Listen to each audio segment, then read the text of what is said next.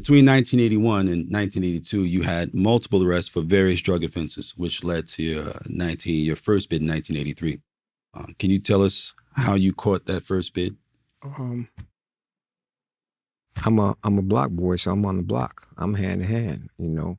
I'm going down there with a bag full of dimes and a bag full of quarters, and you know, I'm going back and forth to the stash, and something like, I think one time I had stuff in the phone booth, like you had phone booths back then, so we was able to put the panel and stick it in there. The whole booth. Yeah, the whole. Like the Superman joint. It would be about maybe, I think at the top of the block, 6 or 7 phones, maybe 4 or 5 phones. Or you might stash them in the pops, because 150th Street is just one block. So, and come to think about it, we had to be crazy, because it's like, where could you really stash some drugs? And if someone could be in the building, could do everywhere, like they could see you, like we had to be out of our mind. But anyway, they caught me maybe at a direct sale. They used to send the agents in, agent come in, and Touter would bring the agent to Knowingly, you. unknowingly? Unknowingly, most of the times, because they're trying to get high. So Touter brings the agent to you. You make the sale.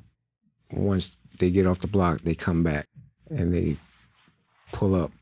That's a sale. And catch you with the money. When people say marked money, back in the day, the marked money thing was a real big thing. Yeah. And a lot of times, I remember people thinking back then that marked money meant it had a mark on it. That's just the serial numbers that they knew. Serial number. Yeah. Once they give you that serial number, within 2 minutes, they coming on the block, they coming to get you, they confiscating the money, because you don't have drugs on you on the block. It's just money. You know, later on, of course, once you get the money, you're passing the money off to someone, so you're really not having nothing. But at that time, we holding all the money. So I might have got a sale or 2 and a possession. So I had like 3 cases. Went to Rikers Island. Between 81 and 82, catch 3 cases. Yeah, 83. How long had you been on the street now? Maybe within the first 2 or 3 years. I'm going to the school of hard knocks fast. I'm graduating fast. I mean, not graduating, but I'm getting schooled fast. So I go upstate, had a lawyer at the time, David Cohen. I get 1.5 to 4.5 running concurrently, which means my times ran together. I'm in Elmira. First bid. I'm adolescent, so we go to reception, which is in Elmira. That's when me and Tommy Mickens met formally. Like, we knew each other or seen each other on the street, because he's on one side of town, I'm on the other side of town. We were both fairly young, probably around the same age. But in Elmira is when we met and formed our bond. From Elmira, I went to Hudson, which is a place that gives you a key to your room, and you have your own key to your room. I had a 2-man room with a bathroom and a shower, so you tell me, how was I going to learn a lesson but to say, yo, I'm going to be a better criminal, because this is a piece of cake. Came home in 84. Cat has transferred the business from heroin to cocaine. He had the game room. He had the building. It's a new crew. It's me, Jug. So the inner circle has changed. The inner circle has changed. It's Mike Bones, it's Jug. Pappy's working security. Pappy hadn't been part of the circle prior to your incarceration? No. When I come home, because, you know, while I'm gone, Pappy comes home. Oh, Pappy Mason. Pappy Mason comes home. And I guess him and Cat was in Spofford together. So Pappy Mason comes home. He's working security in the game room. I come home, of course, we're trying to figure out what I'm going to do. That's when we had the big party at Olympia Palace when I came home. Not for me when I came home, but it was Preem and Wall's party. So that's the but everyone sees party with all the everyone sees the pictures. Melly Mel and Curtis Blow and everyone else. That's the pictures that flood the internet. So we figure out. You're in those pictures. Of course, I'm at the party. So we figure out, you know, hey, I'm gonna do some dimes, right? Well, matter of fact, my man was doing the dimes, and I kind of like finagled my way in there. This is powder? Yes, this is powder at the time, because the game room is quarter grams, which is $25. They're using, like when I left, we're using spoons. When I come home, they're using these digital scales where everything is accurate. Digital, not triple B? No. Digital scales, say 0.25. And then he's telling me the secret. Like I start off with 0.30s and I went to 0.25. So when we did dimes, we go on 0.15s, which is basically a point and a half. Point and a half. A little more than the $10 Once piece. the clientele comes up, then you bring it back down to 10. So that's why I say we're bagging $100,000 off a joint. At 10 joints, the crew that's $1 million a week. How much was the joint going for at that time? We had consignment 40 from him, but so profit, I'm buying 32. I'm buying it. If you paid for it, it's like 32. You had different middlemen that was taking care of that for us because we didn't have a direct line. Most of those people around. Cat didn't have a direct line. Now, sometimes you have a direct line, but a lot of time it was middlemen that was going to Jackson Heights. So few people, like I said, most of the people I name has passed away. Sometimes we used to see Yap Yap. And of course, Yap Yap because he talked a lot. So he would go to Jackson Heights, you give him the money, he'd come back. And that's how he was getting work. Sometimes he'd go to Florida. But again, 10 joints, that's $1 million. So besides overhead, so about 600, anywhere between $600,000 and $680,000 profit across the 10 joints. More than that. Like me, I can speak directly about my business. My business was dimes, and from $1,000, they was getting $50 off 1,000. But on their shift, they might do 10 packs, so they made $500, just like I was doing way back when. And you had a security on the block. We ain't taking no singles. So I had a security on my corner. It's no singles. And the money just is going crazy. Premium them, they doing their numbers in Baisley and all over. Like I'm sure people have heard Bim and his stories. Everyone is making money. The projects is making money. It's a good time. You know what I'm saying? We jumping in our joints. We going to the Fever. And I guess it's like something like how the rappers are today. It's like I'm going to the Fever, I'm coming out, and I'm just like, you and you, come on. So it's like, and I'm thinking that this life is never going to earn. Chicks. Chicks. It's like, don't have to talk. It's like, oh, here come them niggas from Queens. Because we going in there 10, 15 cars deep. Had to be crazy, like not thinking, because our philosophy was the feds arrest people in Harlem because they sell weight. So as long as we don't sell no weight, the feds will never get on us. That was the philosophy. Well, back then, that was closer to true than it is now. Prior to that middle 90s era, they weren't the feds. You had narcotic investigators. You had, different cops, whatever, in concentrated areas that were focusing on particular crews or whatever from time to time, especially when they started doing violent stuff. But the feds wasn't bothering with nobody bagging up. They was concentrating on the Italians. Yeah. Gotti. Yeah. Gotti was and the guys that they were facilitating in our community at the top. They weren't focusing on guys busting down on the block. Even though he was getting a bunch of money. It was right. So it was, and they didn't really know how much money Cass was getting until Cass started telling them. So the philosophy was not far from right. It just wasn't indefinite. You know what I mean? That was the mistake a lot of us made. Yeah. We thought that it was how it is was what it was always going to be, and we didn't understand that things were changing constantly. Yeah. You come home from your bid that you caught in '83. And it's changed over. It's no more the heroin thing. It's now the cocaine thing. Well, we still had heroin, primarily it's cocaine. Right. Cocaine is bringing that's in all in the vogue money. now. Yes. What, as far as you could tell, because you weren't on the street to see the impact or the things that impacted that change, right? but there were some things that impacted that change. What were the things, as you understood them, once you touched back down, that impacted that? Because heroin was still money. Like, what was still what? Well, You know? I think people just wanted to be up. Like, heroin might have been frowned upon because of the shooting and the down high, because crack didn't really come in until right before we got arrested. And the reason that we started selling crack again, Yap would come and we would get joints from him, and he would be like, yo, they got this thing uptown. I'm telling y'all, it's already cooked, and they just sell them out the cribs, out the spots. Word, what they call it? It's like crack.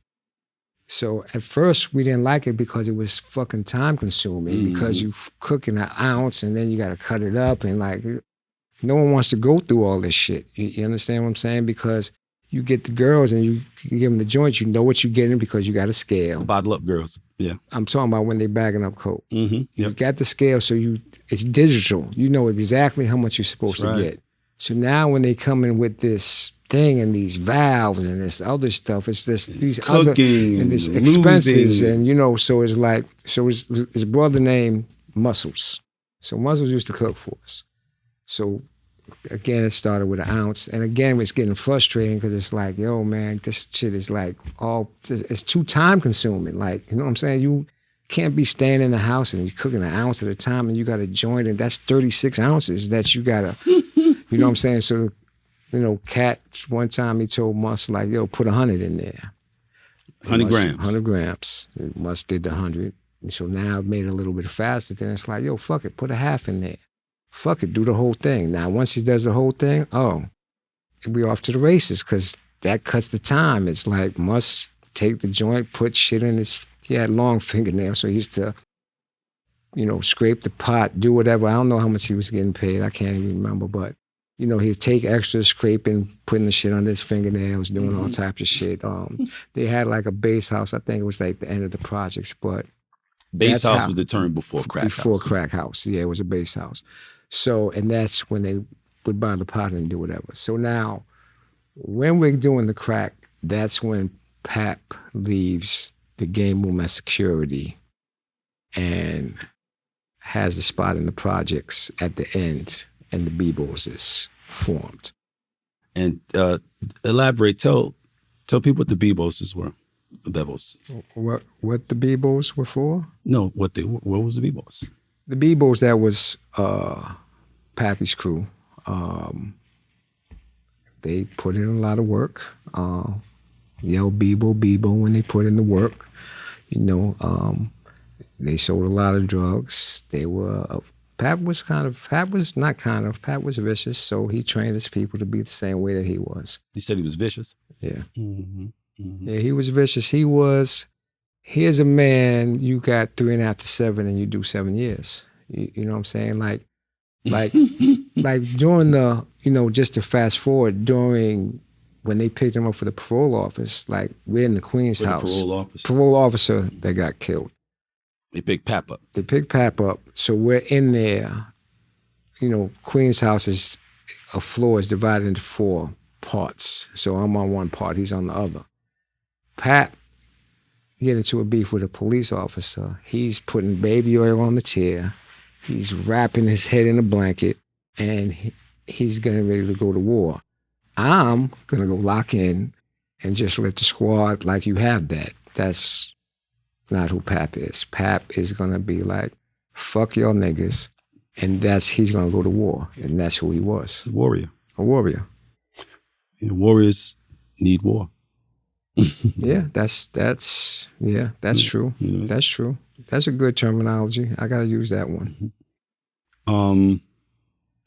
So now you come home, you transition into the powder game, which evolves or devolves, as it were, into the crack game.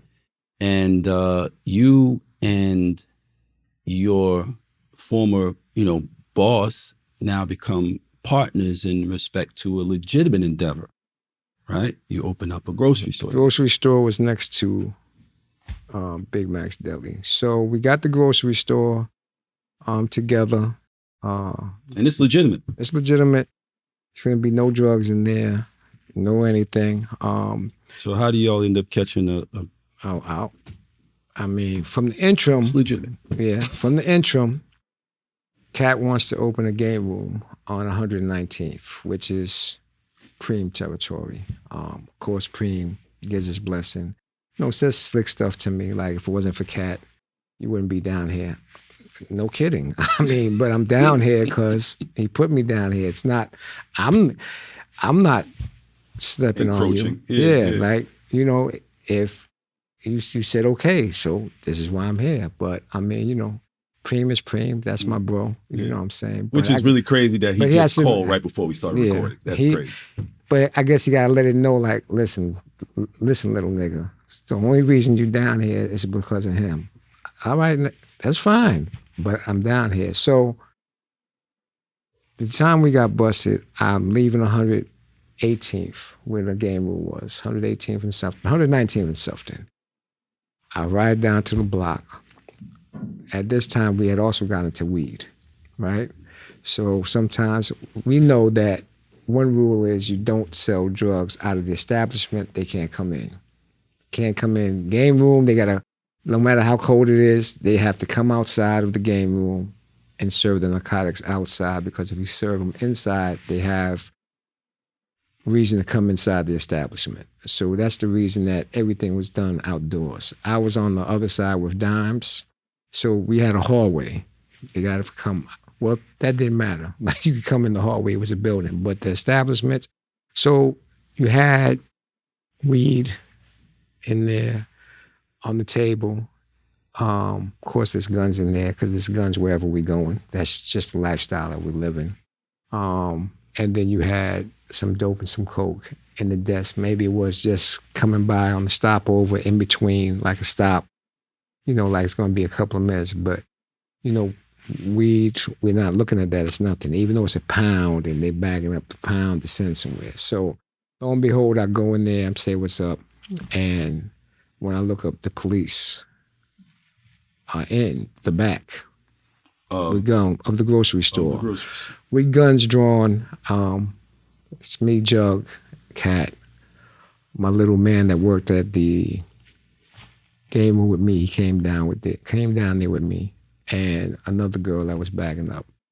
So they take us, like me, Cat, and Jug, they literally handcuffed us in a circle. Like, our arms are interlocked in a circle, and that's how they handcuffed us. They actually put us in the police car, so we're like all up and crazy in the police car. Like, you got to imagine if you 3 people in a circle. So you're handcuffed to Cat. Cat is handcuffed to her. Jug. She's handcuffed to you? No, not that. They didn't mess with them. It's us. Cat is handcuffed to me. Then he's handcuffed to Jug, and Jug is handcuffed to me. So we're literally 3 people. They put us in the back seat of the police car. How? I don't know. We're sitting there all scrunched up like this. My face is pushing the window, all types of shit. They parade us down to Sufton Boulevard. They take us to 113th Precinct. They put him in a separate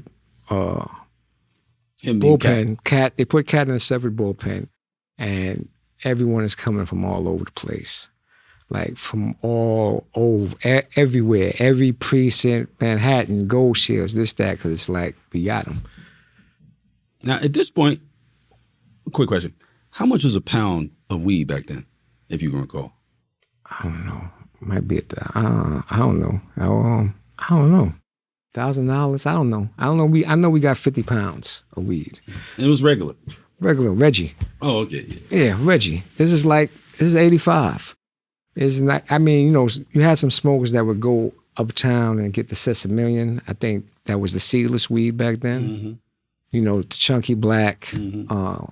Was Brent's, what's that? Branson. Branson. Yep. Branson was out then too, right? That's right. Shout out, big bro.